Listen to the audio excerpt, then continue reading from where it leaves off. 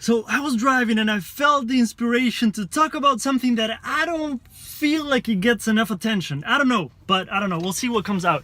But there's a lot of talk on the self-development industry, the inner work world, and all of that about things about your parents that you don't like. And you start making a list, for example, of things about your mother that you don't like, things about your father. I've done every freaking exercise out there, and then you see how that's just reflecting a part of you, and then you try to work on that, and you're just judging them and judging yourself. And I know there's a place for that. There's a place for all kinds of inner work. But what's interesting is that we tend to focus on the quote-unquote negative and trying to fix everything. And I was thinking, like, I'm so grateful for things that I received from my parents as well. Like, my father has always been a little rebel ever since he was a kid. He's the youngest of 3 brothers. And to be honest, I'm sorry if they see this video, I feel like he's the one that has the biggest balls of all 3 brothers. Ever since he was young, he would call people out. Like, if he saw injustice, he would call people out. At school, he got punched in the face by a, I don't know what the name would be, not a priest, but it was like a Catholic school kind of. He got punched in the face because he got in a little argument with a very rich kid. So the guy from the school, of course, favored that guy. He got punched in the face as a little kid by, I don't know, just imagine that. And then my family, so my grandmother, there were 3 sisters. And my grandmother was a widow from a pretty young age. And they had a house on the beach, so they tried to divide it as evenly as possible between all the families so that everyone could enjoy it. But my father realized that my grandmother got the least amount of benefits because one of the other people, one of the other males in the family wasn't as fair towards her. He called them out. He was like, why does it seem like you always get more benefits than my mother? He was a young kid. He was fearless in a way. Of course he had many fears, but if he saw injustice, he called people out. He was a little rebel. And I love that, because I am that way too.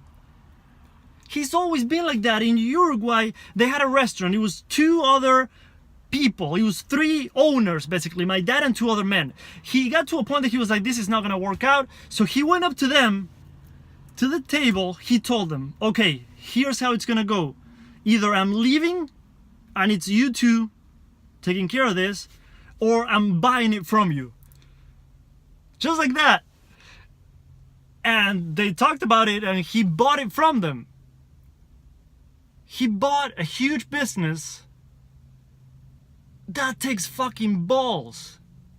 And I love that. Not everyone knows how courageous my dad is. Not even I knew how courageous my dad is. And my mother also has some huge fucking balls. There's things she's done. She's a warrior. And people that know her really well know that she's a fucking warrior. Whenever she has a goal, you can't stop her. But she also has a huge heart, so she's never gonna step over anyone, harm anyone, take advantage of anyone to get to that goal. And she's always putting people first, which I know in the self-development stuff, that's not always healthy, because sometimes we're forgetting about ourselves and we're putting other people first. So I know that I've done that and I've worked on that. I'm trying to heal that. But she's very caring and very giving, and that's beautiful, because that's part of my DNA now. That's part of who I am. And I'm not here telling you how courageous I am just to build my ego and try to tell you, oh, look at me, I'm so amazing. It's just a part of me that I now can fully accept and love and appreciate. And guess what? I got that from my parents too. So I'm done making lists about my parents and judging everything about them and feeling so superior because I'm on this self-development journey. And I'm so deep into inner work and I should be so proud of myself and look at all the stuff that I'm doing and they're not even aware of their... I don't like that approach. I don't like that. Of course, we all inherit things that are challenging and takes a long time to heal and it's not easy. And if you're on that journey, all my love to you, and I admire you and appreciate you for all that you're doing for you and others. But let's not obsess about the darkness. What if you can also see the light? What if you can find the balance? Yes, maybe there's negative in there, but there's also positive. Let's not obsess about healing. This journey is not about healing 24/7, 365 days of the year. At the same time, maybe we can find appreciation for things in our past, our present, and the direction that we're heading to. We don't need to obsess about healing and about the darkness so much. One of my great friends, he said something that was very interesting to me. And please remind me to put a link to his work, because you're gonna want to check out his work. His name is Barrett. And he said, we don't need to search for healing all the time. I'm paraphrasing, I can't remember exactly how he said it. We don't need to be searching for healing all the time. Healing will find you. When you're ready to heal something, that thing will find you.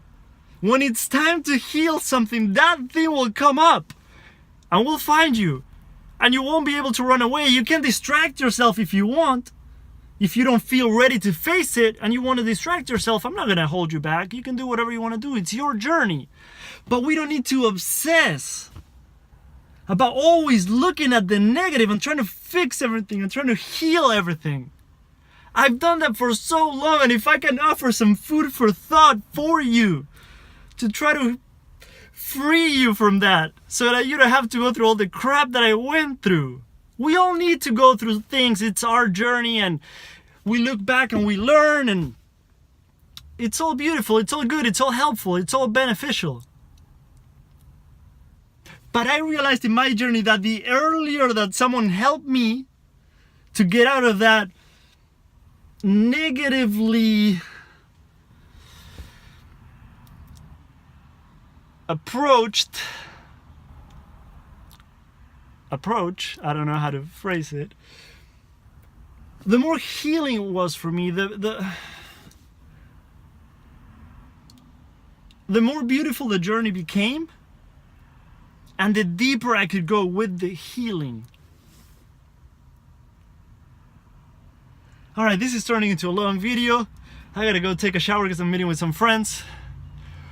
But I really wanted to make this video. There's so much more that I want to share.